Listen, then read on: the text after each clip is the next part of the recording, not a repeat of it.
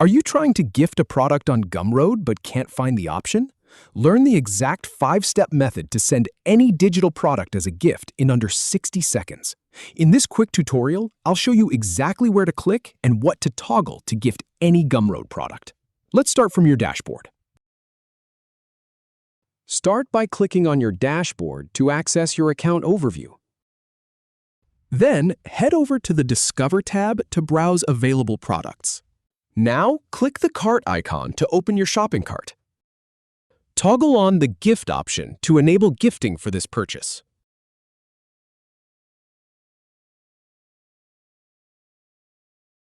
Finally, type the recipient's email address to complete the gift.